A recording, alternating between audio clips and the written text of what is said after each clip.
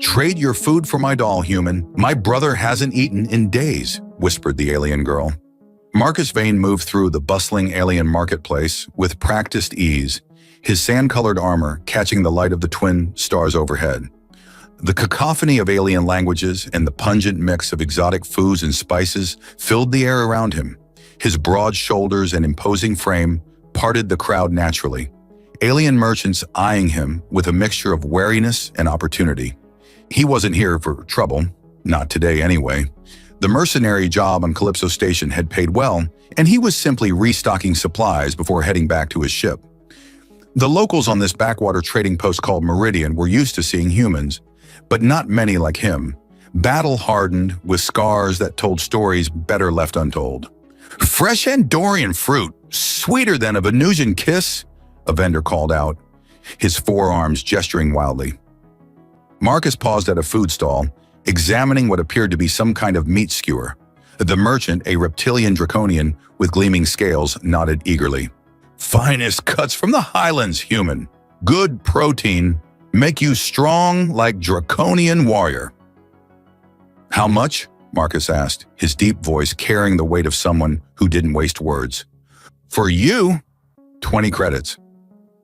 Marcus raised an eyebrow. 10, 15, and I include spice packet. Final offer. With a slight nod, Marcus transferred the credits and accepted the food. He took a bite, finding it surprisingly tender.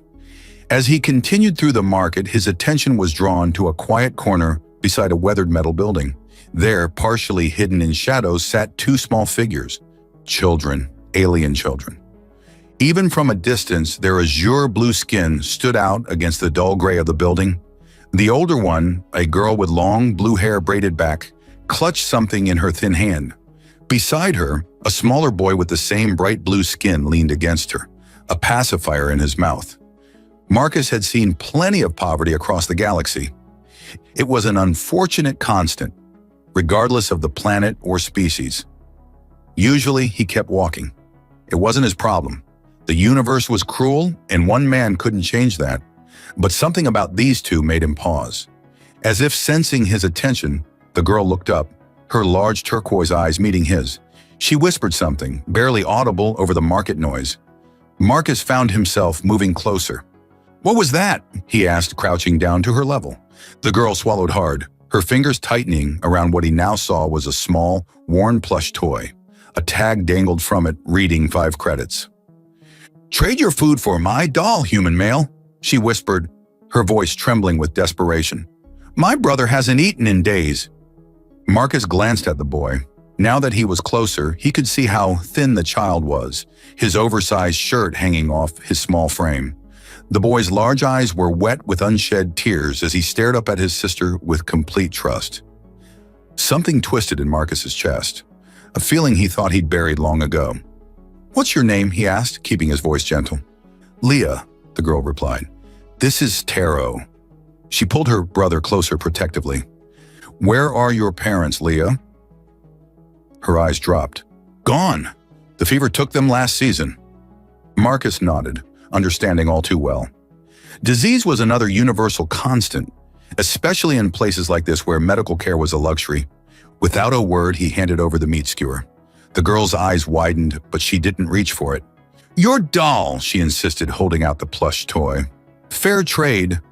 Marcus smiled slightly. "Keep it. The doll is worth more than the food." Leah hesitated, then took the skewer with shaking hands. She broke it in half, giving the larger portion to her brother, who removed his pacifier and began eating ravenously.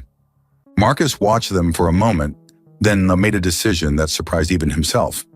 "How would you like more than just one meal?" he asked. The siblings looked up at him, confusion and wariness in their eyes. "I know someone who might be able to help you. An old friend who lives on the outskirts of the city." He paused. "Someone who could give you a real home." Leah's eyes narrowed with suspicion. "Why would you help us?" A fair question. Marcus considered it himself. Maybe it was the memory of another child, long ago with no one to help. Maybe it was simply that he was tired of walking away. "Because I can," he finally said, "and because no one else will." Leah studied him for a long moment, then nodded slowly. She stood, helping her brother to his feet. "If you trick us, I will stab you while you sleep," she said matter-of-factly. Marcus couldn't help but laugh. "I believe you would." He stood towering over them. "Come on, it's a bit of a walk." As they left the marketplace behind, Marcus felt the stares of the locals. A human mercenary with 2 alien children was an unusual sight, even here. But he ignored them, focusing instead on the path ahead and the strange feeling in his chest, something that felt suspiciously like purpose. The outskirts of Meridian were a stark contrast to the bustling marketplace. Modest dwellings dotted the landscape, interspersed with small gardens and the occasional workshop. As they walked, Marcus noticed Leah constantly scanning their surroundings, her small hand never leaving her brother's. "We're almost there," Marcus said, pointing to a dome-shaped structure nestled among a grove of silver-leaf trees. Unlike the metallic buildings of the city, this one seemed to be made of some kind of clay-like material with vines climbing its walls. "Who lives there?" Leah asked, her voice guarded. "Izara, she's a healer. Helped me out of a tight spot a few years back when a job went sideways." Marcus touched a scar on his forearm unconsciously. "She's a Zurian, like you." Leah's eyes widened slightly. "Our people don't usually mix with others." "Izara's different. She believes in helping anyone who needs it, regardless of species." As they approached, the sweet scent of flowering plants filled the air. The door opened before they reached it, revealing an elderly Azurian woman. Her skin was a paler blue than the children's, lined with age, but her turquoise eyes were bright and alert. Her silver hair was arranged in an intricate series of braids atop her head. "Marcus Vane," she said, her voice warm but tinged with surprise. "It's been 3 cycles since I last saw you. I was beginning to think you'd forgotten about this old woman." Marcus smiled, a rare genuine expression that softened his rugged features. "Never, Izara. I've been busy." Her gaze shifted to the children, and her expression changed to one of concern. "And who are these little ones?" Before Marcus could answer, 2 uniformed figures appeared on the path behind them. Their dark green uniforms marked them as Meridian Security Force. Marcus tensed instinctively, his hand moving closer to the blaster at his hip. "Healer Izara," one of the officers called out, a tall reptilian with scales that shifted color in the sunlight. "We have orders to shut down your practice and confiscate all unlicensed medicinal substances." Izara stepped forward, her posture straight despite her age. "On what grounds, Officer Krax?" "Practicing medicine without proper imperial certification," the second officer replied, a stocky humanoid with 4 arms. "The new regulations require all healers to be certified by the Galactic Medical Authority." The GMA charges fees no local healer can afford," Izara countered, "and their approved medications cost 10 times what my remedies do. The people here can't afford that." Officer Krax's scales flushed a deeper red. "That's not our concern. The law is the law." Marcus stepped forward, positioning himself slightly in front of Izara and the children. "Is there a problem here, officers?" The reptilian's eyes narrowed as he took in Marcus's armor and the mercenary insignia on his shoulder. This doesn't concern you, human. Move along." "Actually, I'm a patient," Marcus said smoothly, "and I believe Imperial Code Section 47B allows for continuation of treatment during any certification dispute." The officers exchanged glances. "That's correct," the 4-armed one admitted reluctantly, "but only for existing patients." "These children are also patients," Izara added quickly. "The boy has a respiratory condition that requires ongoing care." As if on cue, Taro coughed softly. Leah pulled him closer, her eyes darting between the officers and Marcus. Officer Krax's scales shifted to a mottled pattern of frustration. "Fine. You have 1 standard week to obtain proper certification or cease all medical activities." He pointed a clawed finger at Izara. "And no new patients." With that, they turned and marched back toward the city. Once they were out of sight, Izara's shoulders sagged slightly. "Thank you, Marcus. That bought us some time at least." "What was that about?" Marcus asked as they entered the dwelling. Inside, the home was exactly as Marcus remembered. Plants of all varieties filled every available space, some medicinal, others purely decorative. The air was warm and fragrant, with the subtle undertones of herbs and spices. Comfortable, well-worn furniture was arranged around a central hearth where something aromatic bubbled in a pot. "The Empire has been tightening regulations," Azara explained, gesturing for them to sit. "It's not about safety, it's about control and profit. The pharmaceutical guilds want to eliminate competition from traditional healers." She turned her attention to the children, her expression softening. "Now, who do we have here?" "Leah and Taro," Marcus said. "They lost their parents to fever last season." Azara knelt before them, her movements graceful despite her age. "I'm very sorry to hear that, little ones." "Are you hungry?" Taro nodded eagerly while Leah remained cautious. "We don't have money to pay you," she said. Azara smiled. "In this house, we don't charge for food or kindness." She moved to the hearth and ladled some of the fragrant stew into bowls. "Eat, and then we'll talk more." As the children ate, Marcus pulled Azara aside. "I was hoping you might be able to help them. Find them a home, maybe." Azara studied him with knowing eyes. "The fearsome mercenary has a heart after all. Don't spread it around. Bad for business." A musical laugh drew their attention to the doorway where a younger Azurian woman now stood. Her sapphire blue skin seemed to glow in the soft light, and her long silver hair cascaded over her shoulders. She wore a form-fitting dark green dress with gold accents that highlighted her slender figure. "Grandmother, I heard voices." She stopped when she saw Marcus, her emerald eyes widening slightly. "Lycaia," Azara said. "You remember Marcus Vane." "The human who refuses to die despite his best efforts," Lycaia said with a hint of amusement. "How could I forget?" Marcus felt an unexpected warmth in his chest as their eyes met. The last time he'd seen Azara's granddaughter, she'd been assisting with his treatment, her touch gentle but professional. Now there was something different in the way she looked at him, something that made his pulse quicken. "It's good to see you again," he managed. Her lips curved into a smile that transformed her face. "Likewise, Marcus Vane." Her gaze shifted to the children, and her expression softened. "And who are these little travelers?"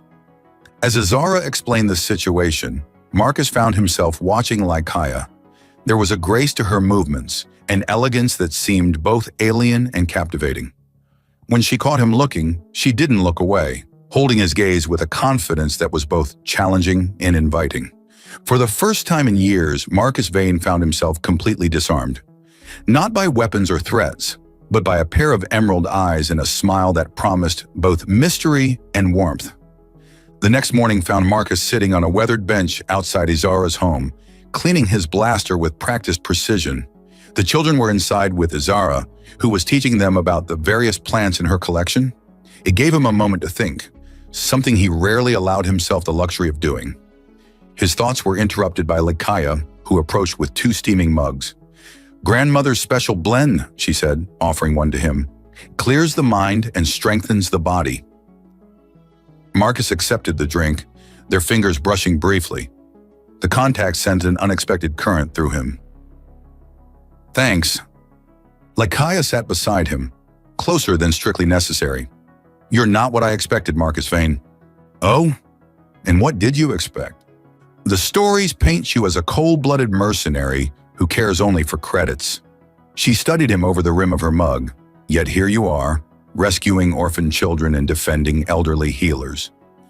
Marcus shrugged, uncomfortable with her assessment. "Don't believe everything you hear. I prefer to make my own judgments." Her emerald eyes held his gaze with an intensity that made his pulse quicken. "Based on what I see." The air between them seemed to thicken with unspoken possibilities. Marcus cleared his throat. "About yesterday, those security officers, something doesn't add up." Lycaia's expression shifted to one of concern. "It's been happening all over the sector. Small healing houses shut down, local apothecaries forced out of business, all to funnel people toward Imperial-approved medications." "Exactly. The prices are impossible for most locals. People are going without treatment." Lycaia's voice hardened. "Last month, a child died because her parents couldn't afford the approved fever reducer. Grandmother's remedy would have cost 1/10 the price." Marcus frowned. "Follow the money. Who profits from these new regulations?" "Nexus Pharmaceuticals. They've secured exclusive contracts with the Empire for this entire sector. Lakaya leaned closer, lowering her voice. Grandmother has been keeping records, tracking the price increases, the pattern of shutdowns. It's systematic. May I see these records? Lakaya nodded, leading him inside to a small study area.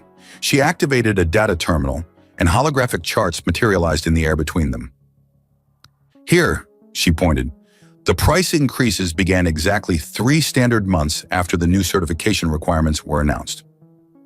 Marcus studied the data, his military training kicking in. And the shutdowns? They started at the outer settlements and moved inward. Meridian is one of the last holdouts with traditional healers.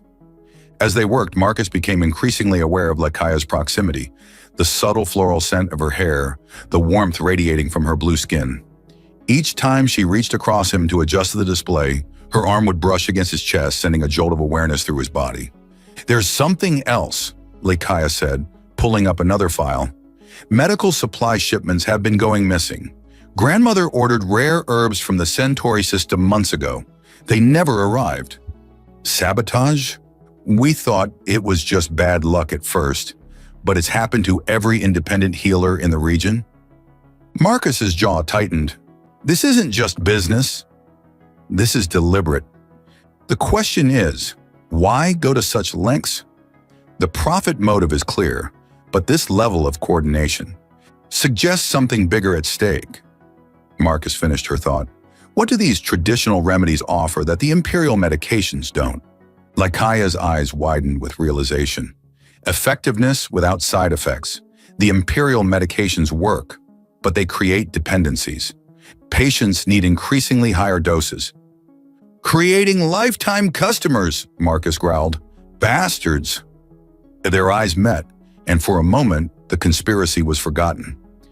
In the soft glow of the holographic display, Lakaya's features were illuminated in a way that accentuated her alien beauty.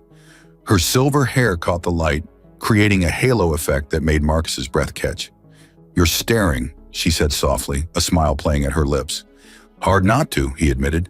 Her hand found his, her touch cool against his human warmth.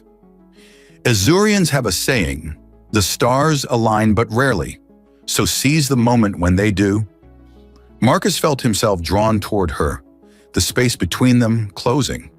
And are they aligning now? I believe they are.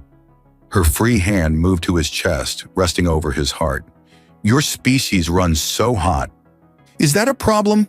On the contrary. Her lips curved into a smile that sent heat coursing through him. It's fascinating. When their lips met, it was like touching fire to ice. A sizzling contradiction that somehow created perfect harmony. Her mouth was cooler than a human woman's would be, but no less passionate. Marcus pulled her closer, his strong hands spanning her waist. Lakaya broke the kiss first, her breathing quickened. Cultural differences can be intriguing to explore, she murmured against his lips. I've always been a fan of cultural exchange, Marcus replied, his voice rough with desire. A soft laugh escaped her. My quarters are more private than this study. They barely made it through her door before falling into each other's arms again. Okay, what followed was a discovery of differences and similarities. Human warmth against Azurian coolness. A strength meeting grace. Their bodies found a rhythm that transcended species, a connection that went beyond the physical. Afterward, they lay tangled together on her bed, the silver leaves outside, casting dappled shadows across their intertwined forms. That was... Lakaya traced a pattern on his chest, her touch sending aftershocks through his system. Yeah, Marcus agreed, unable to find adequate words. A comfortable silence settled between them, broken only by the distant sounds of Azara teaching the children about plant properties. We should get back to those records, Lakaya finally said, though she made no move to leave his embrace. In a minute, Marcus pulled her closer, savoring the moment of peace. It had been a long time since he'd allowed himself such vulnerability, such connection. But as he held her, his mind returned to the conspiracy they'd uncovered. Someone was systematically destroying traditional healers to push dangerous, addictive medications on vulnerable populations. And now that he was involved, he wouldn't rest until he exposed the truth and made those responsible pay. For the children who couldn't afford medicine, for Izara and her lifetime of service, and for Lycaia, whose people were being exploited by corporate greed. This wasn't just another job. This was personal. A sharp knock at the front door interrupted Marcus and Lycaia's planning session the following morning. They had spent hours strategizing how to infiltrate the local Nexus Pharmaceuticals facility, using Marcus's mercenary contacts to gather intelligence. Izara answered the door to find a tall, thin alien in an immaculate Imperial uniform. His skin was a pale lavender, and his four eyes blinked in sequence as he surveyed the dwelling. "Inspector Threll, Galactic Medical Authority," he announced, presenting his credentials. "I'm here to conduct the mandatory audit of your healing practice." Marcus moved protectively toward Izara, his hand instinctively reaching for his blaster. Lycaia placed a restraining hand on his arm, her touch both calming and electric. "We weren't expecting an inspection for several days," Izara said, her voice steady despite the tension. "Schedules change," Threll replied curtly, stepping inside without waiting for an invitation. His gaze swept over the plants, the brewing remedies, and finally landed on Marcus. "A human? Interesting company you keep, Healer Izara." "I go where I'm needed," Marcus said, measuring the inspector. Something about the alien's demeanor struck him as odd. He seemed too alert, too aware of his surroundings for a simple bureaucrat. Threll nodded slightly. "A commendable philosophy." He turned to Izara. "I'll need to see your records, inventory, and patient logs." As Izara led the inspector to her study, Lycaia whispered to Marcus, "This is happening too quickly. The officers only gave us a week." "I don't like it," Marcus agreed. "Stay with the children. I'll keep an eye on our visitor." In the study, Threll meticulously examined Izara's records, occasionally making notes on his datapad. His movements were precise, almost mechanical. After nearly an hour, he closed the final file and turned to face Izara and Marcus, who had positioned himself by the door. "Your records are impeccable, Healer," Threll said. "Unfortunately, that won't matter. The new regulations aren't about quality or safety, they're about control." Marcus tensed, ready for trouble, but Threll raised a hand in a placating gesture. "I'm not here to shut you down," he said, his voice dropping to a near whisper. "I'm here to warn you." Izara's eyes narrowed. "Explain yourself, Inspector." Threll glanced around nervously before extracting a small data chip from a hidden compartment in his uniform. "Not all of us within the Authority support what's happening. Some of us still believe in the oath to do no harm." He handed the chip to Izara. "This contains evidence of what Nexus is really doing. Their medications don't just create dependencies, they're testing experimental compounds on unsuspecting populations. The side effects are disturbing." "Why tell us?" Marcus asked, still suspicious. "Because you're not the only ones investigating." Threll's four eyes blinked rapidly. "There's a network of us, inspectors, researchers, even some Nexus employees with consciences. We've been gathering evidence for months. And yet the shutdowns continue," Izara noted. "We need more proof, specifically data from their research facility here on Meridian." Threll looked directly at Marcus. "We've learned they're conducting trials on Azurian subjects. Something about their physiology makes them ideal test subjects for a new compound called Nexilium." Marcus felt cold anger building inside him. "They're experimenting on Azurians. Does this have something to do with the fever that supposedly killed Leah and Taro's parents?" Threll's expression confirmed his suspicions. The fever affected only Azurians. It was too targeted to be natural. "Son of a..."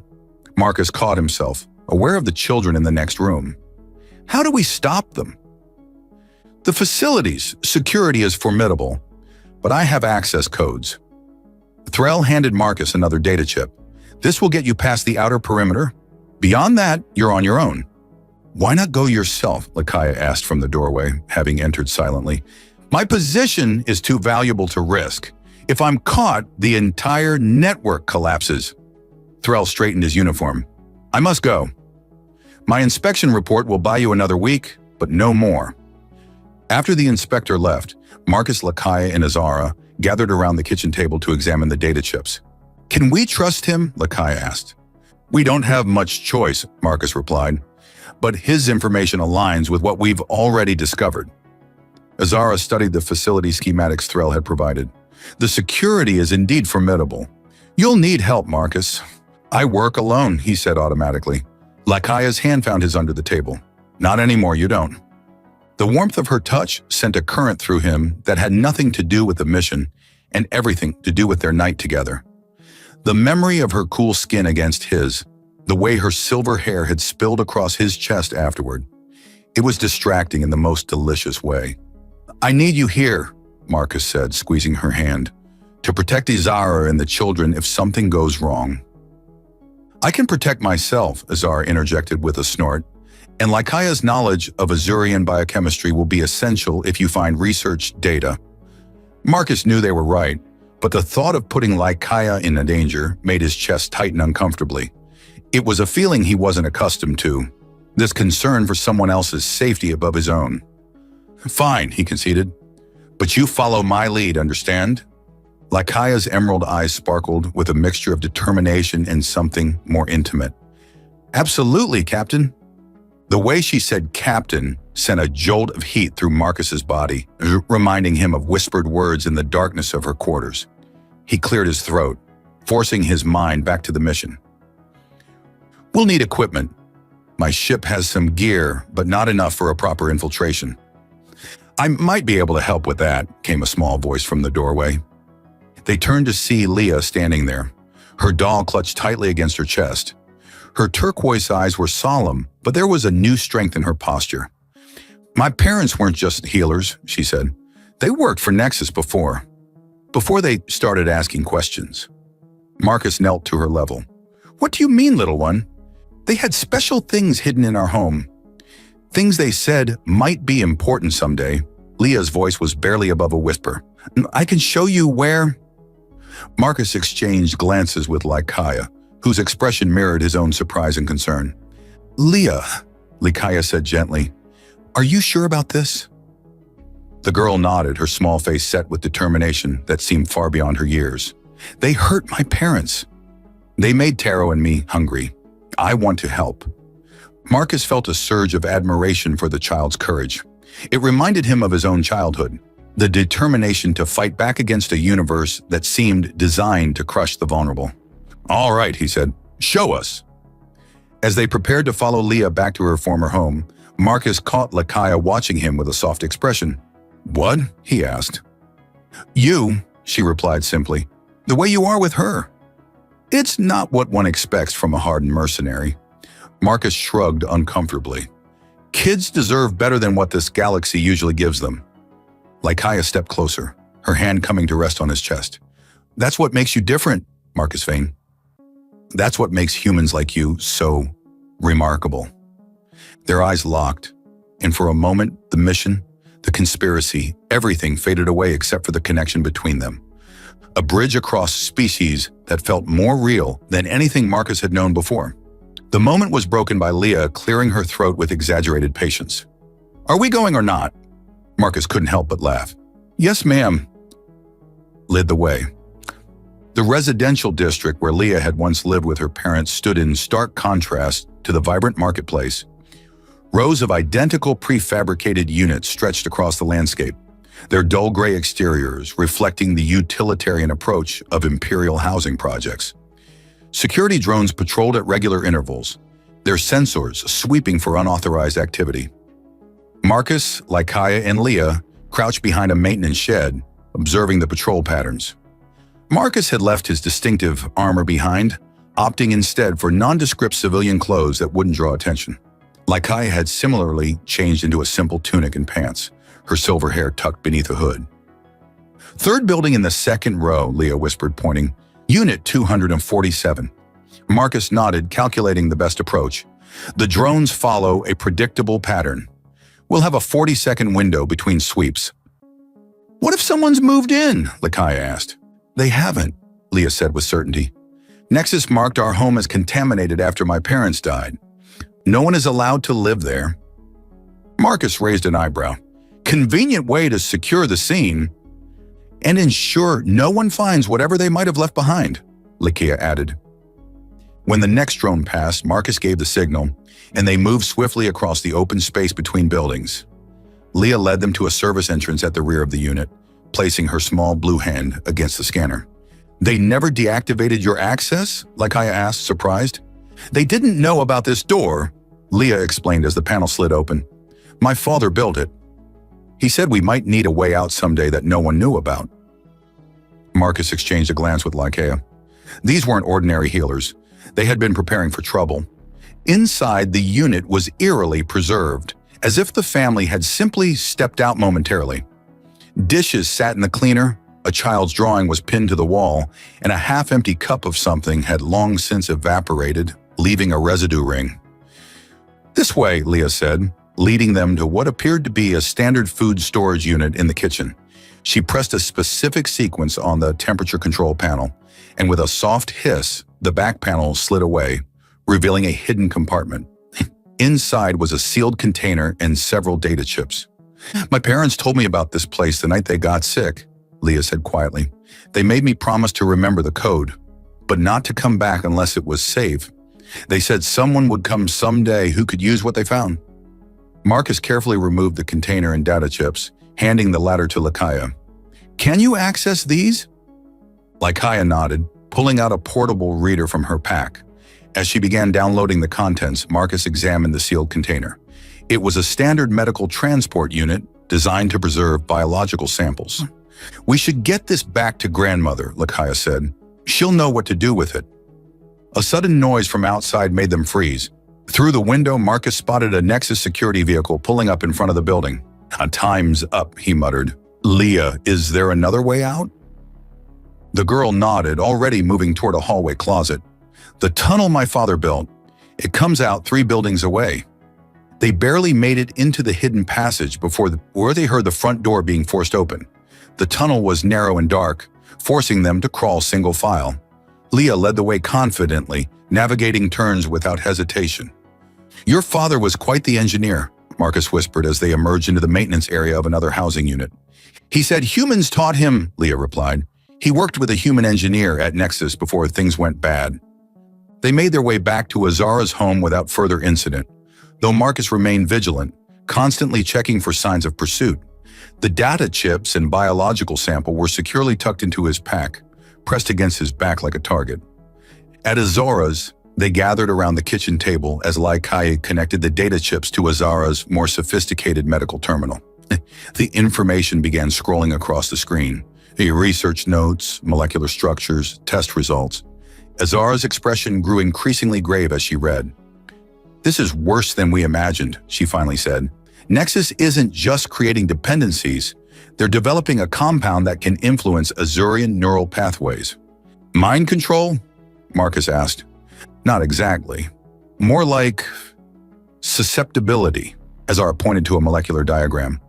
This compound, Nexilium, makes Azurians highly receptive to suggestion while appearing to treat common ailments. But why? Lakaya asked. What's the purpose?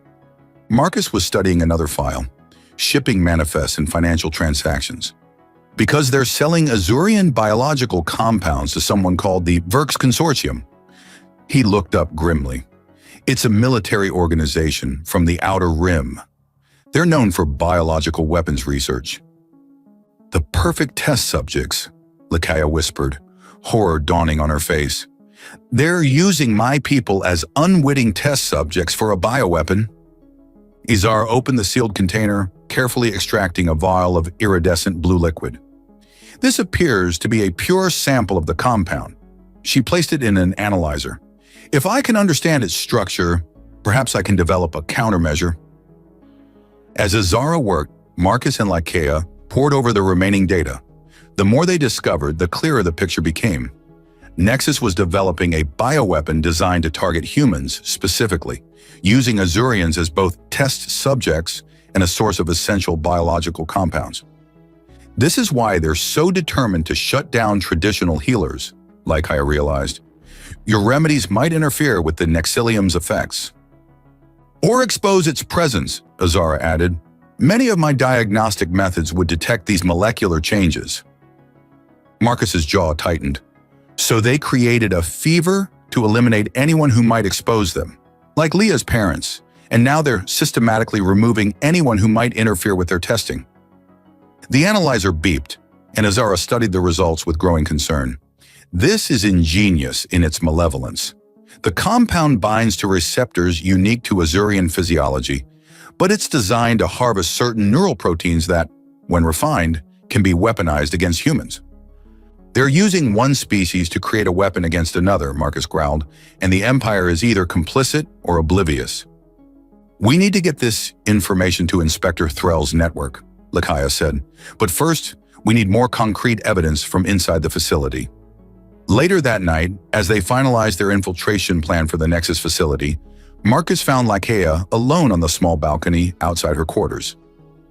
The twin moons of Meridian cast a silvery glow over her blue skin, making her appear almost ethereal. "You should rest," he said softly, joining her at the railing. "Tomorrow won't be easy."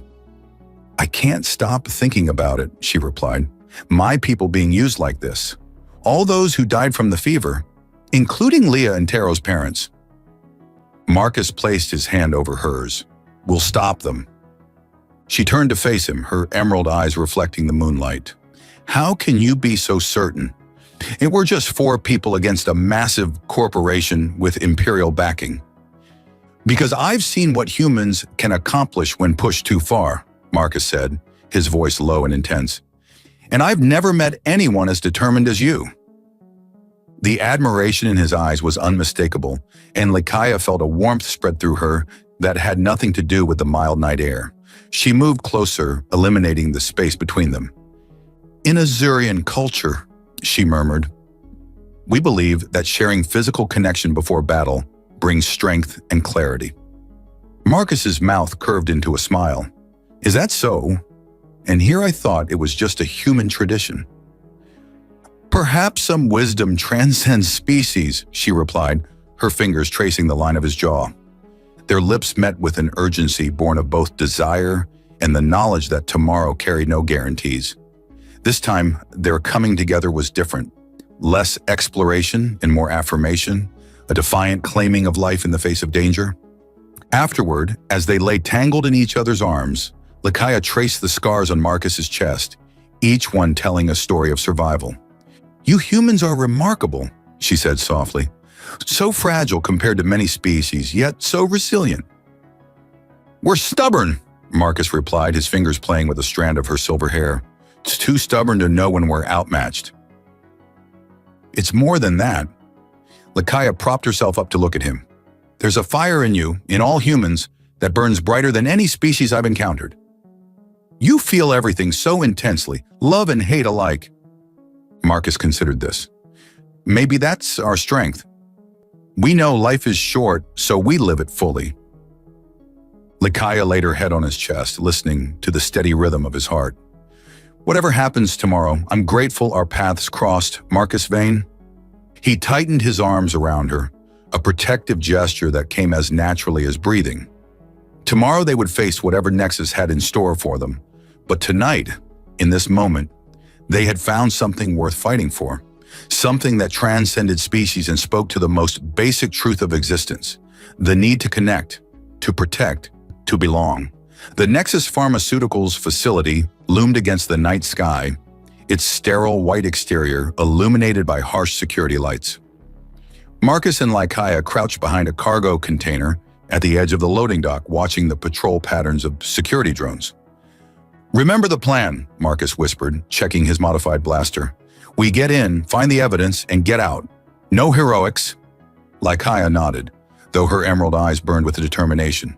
"And if we find captives?" "Then the plan changes," he conceded. "I won't leave your people behind."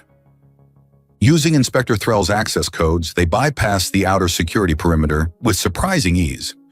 The loading dock's service entrance opened with a soft hiss, revealing a sterile corridor bathed in blue-white light.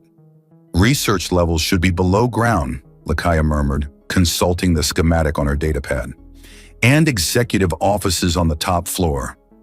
"Let's start with research," Marcus decided. "That's where we'll find the most damning evidence." They moved through the facility like shadows, avoiding security cameras and patrols. Marcus's mercenary training served them well, his instincts for danger keeping them one step ahead of discovery. Lakaya followed his lead perfectly, her movements graceful and silent.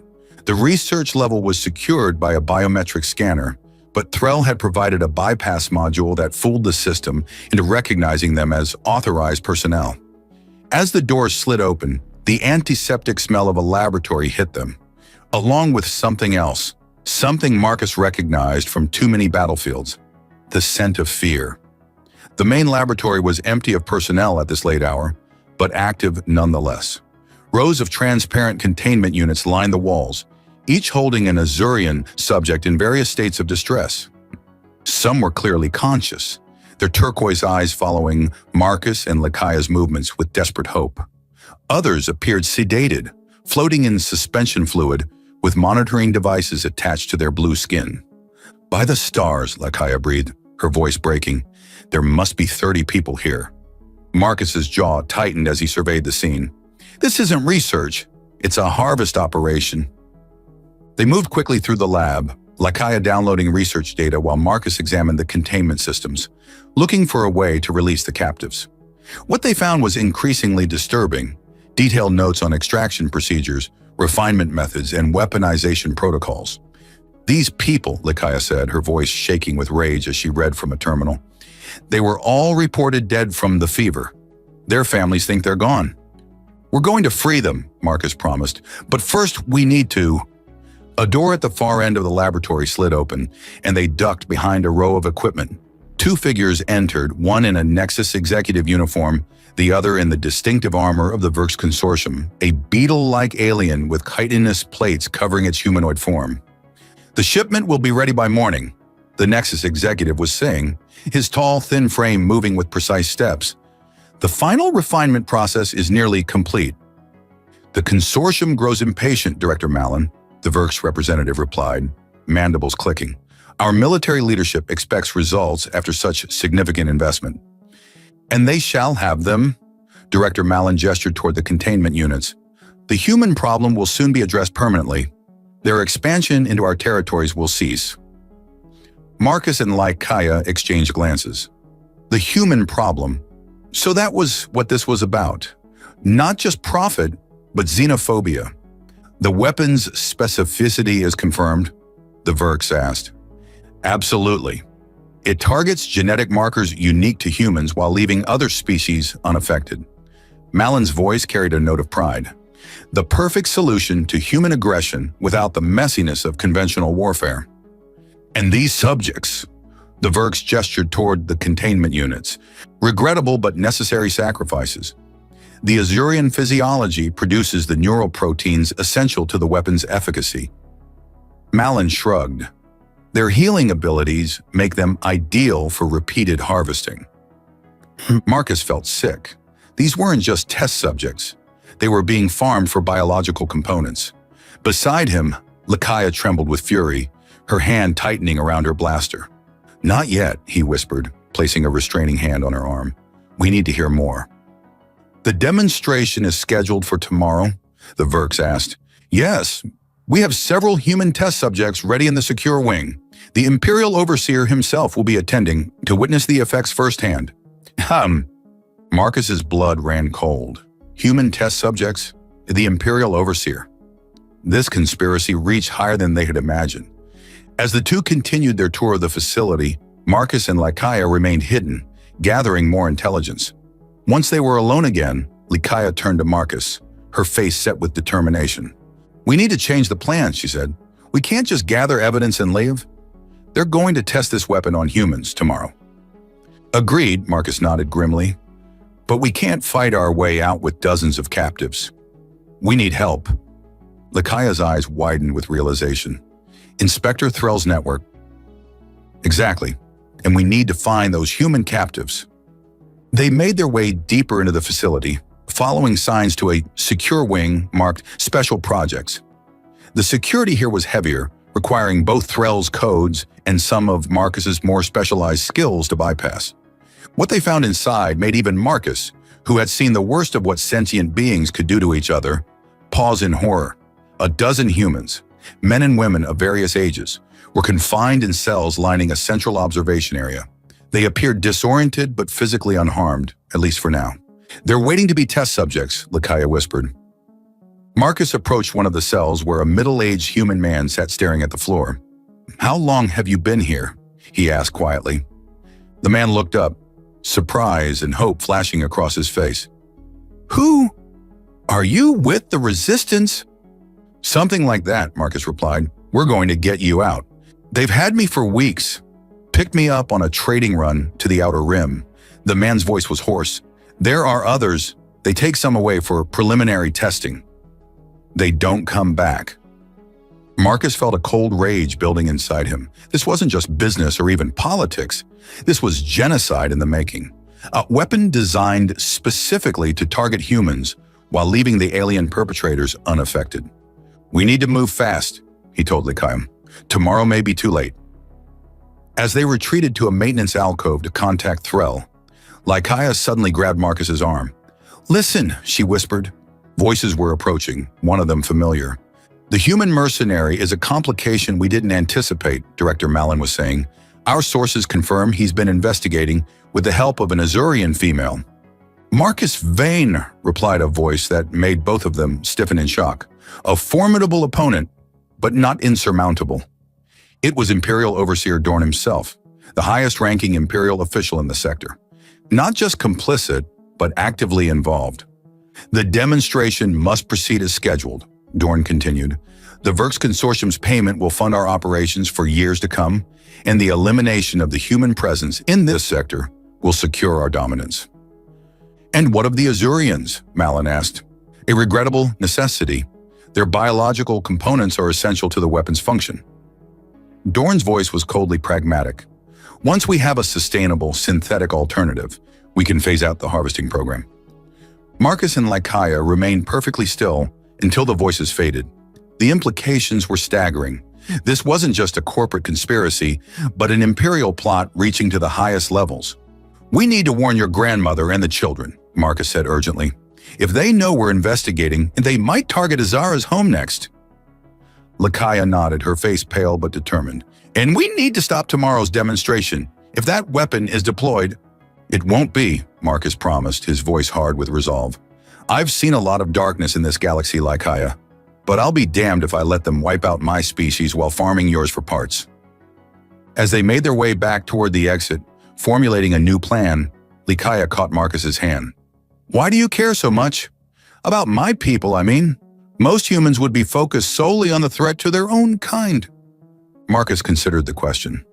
"Because that's the difference between them and us," he finally said, nodding toward where Malin and Dorn had disappeared.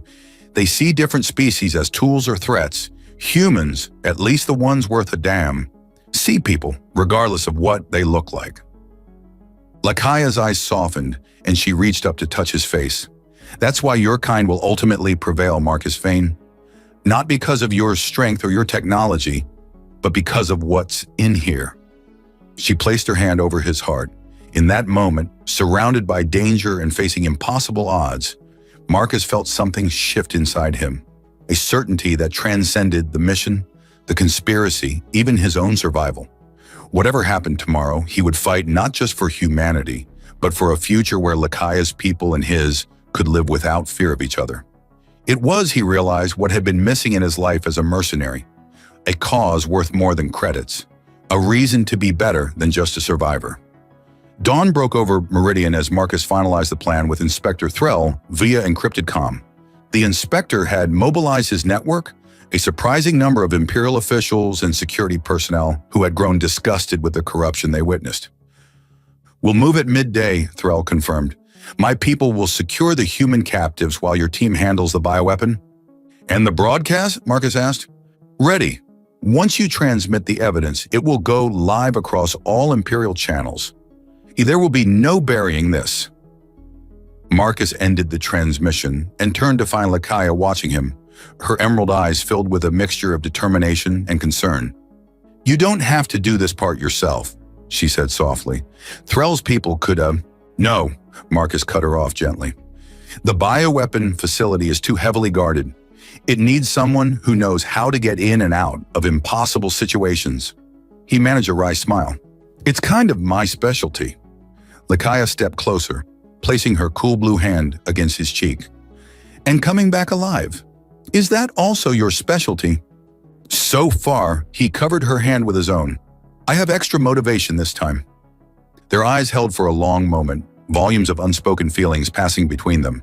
Then Azara cleared her throat from the doorway. The children are ready, she announced, and I've prepared the countermeasure. Leah and Taro stood beside her, the little boy clutching his sister's hand. Leah's expression was solemn beyond her years. You're going to stop the bad people who hurt our parents? She asked Marcus. He knelt to her level. Yes, and we're going to make sure they can't hurt anyone else. Leah nodded, then reached into her pocket and pulled out her treasured doll, the one she had offered to trade for food when they first met. Take this, she said, pressing it into his hand, for luck. Marcus felt something catch in his throat. I'll bring it back to you, he promised. That's a trade I can agree to. The plan was elegant in its simplicity. While Threll's network created a diversion at the main entrance, Marcus would infiltrate the bioweapon production facility through the maintenance tunnels. Lycaia would lead a team to free the Izurian captives, while Azara remained at a safe distance, ready to administer her countermeasure to those who had been exposed to Nexilium. As they prepared to part ways, Marcus pulled Lycaia aside. If anything goes wrong, it won't, she interrupted fiercely. But if it does, I'll get the children and grandmother somewhere safe. Marcus nodded, then surprised himself by pulling her into a kiss that contained everything he couldn't put into words. The fear, the hope, the newfound purpose she had awakened in him. For luck, he murmured against her lips when they finally parted. Humans and their superstition, she replied with a smile that didn't quite hide her worry. Come back to me, Marcus Vane. It wasn't a request, it was a command. The infiltration began precisely at midday. Threll's diversion, a supposed Imperial inspection, drew security to the main entrance, allowing Marcus to slip undetected into the maintenance tunnels. The schematics Threll had provided proved accurate, guiding him through the labyrinthine passages toward the heart of the facility. The bioweapon production center was a sterile chamber, dominated by massive refinement equipment. Vats of iridescent blue fluid, extracted from Azurian victims, bubbled ominously.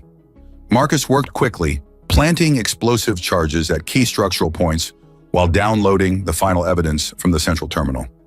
He was nearly finished when the door hissed open. Director Malin entered, followed by Overseer Dorn and the Verk's representative. The demonstration is prepared, Malin was saying. The human subjects are... He froze, spotting Marcus. For a heartbeat, no one moved. Then everything happened at once. The Verks drew a weapon. Marcus dove for cover. Dorn shouted for security. Alarms blared throughout the facility. Vane, Dorn snarled. I should have known. It's over, Dorn, Marcus called from behind a refinement tank. Imperial security is already moving in. Your conspiracy is exposed. Fool, Dorn laughed harshly. This goes beyond one facility, one planet. The Empire has tolerated human expansion for too long. This is merely the first phase. Marcus activated his comm. Lycaia status? Captive secured, her voice came back, breathless but triumphant. Threll's people have the human prisoners too. We're clear. That was all he needed to hear. Marcus pressed the detonator. The first charge exploded, rupturing one of the refinement tanks. Blue fluid sprayed across the room as secondary explosions rippled through the equipment.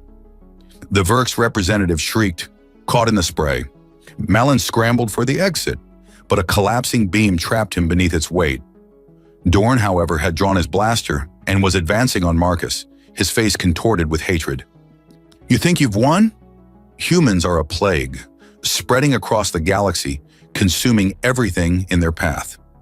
This was our chance to restore balance. Balance, Marcus scoffed, dodging a blaster bolt. You mean dominance. That's the difference between us, Dorn. Humans don't want to rule the galaxy. We just want our place in it, alongside everyone else. The facility was coming apart around them. Fire suppression systems activated, filling the air with mist. Through the chaos, Marcus spotted his opening. He lunged forward, tackling Dorn just as the Overseer fired again. Pain exploded in Marcus's shoulder, but momentum carried them both into the central refinement chamber. This ends now, Marcus growled, pinning Dorn against the control panel. Indeed it does, Dorn replied with a chilling smile. He slammed his hand down on an emergency protocol button. If I can't have the weapon, at least I'll have the satisfaction of taking you with me. The chamber sealed with a hiss.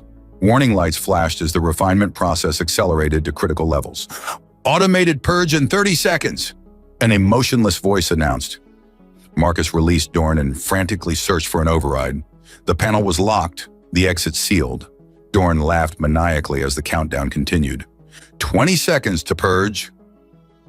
Marcus's eyes fell on Leah's doll, still tucked in his belt, a promise made to a child who had already lost too much. He refused to break it. With renewed determination, he ripped open an access panel beneath the controls. The wiring was complex, but not unfamiliar, similar to systems he'd disabled on a dozen worlds. 10 seconds to purge. Dorn's laughter faltered as he realized what Marcus was attempting. It's impossible. You can't. Watch me, Marcus snarled, yanking a crucial circuit free. The countdown stopped at 3 seconds. The chamber remained sealed, but the immediate danger had passed. Marcus slumped against the wall, blood seeping from his shoulder wound. Why? Dorn demanded, his voice hollow with defeat. Why risk everything for aliens who aren't even your kind? Marcus thought of Leah and Taro, of Azara's wisdom, of Lycaea's courage and compassion. Because that's what humans do, he replied simply. We protect our own, and they're mine now. Hours later, as Imperial medical teams treated the freed captives and Threll's network secured the conspirators, Marcus sat on a med cot while a doctor examined his shoulder. The wound was painful, but not life-threatening.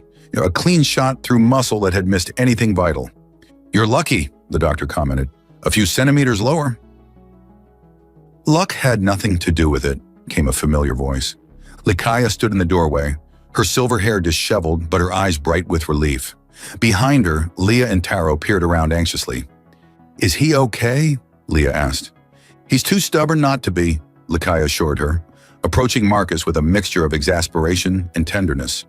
Though he nearly gave me heart failure.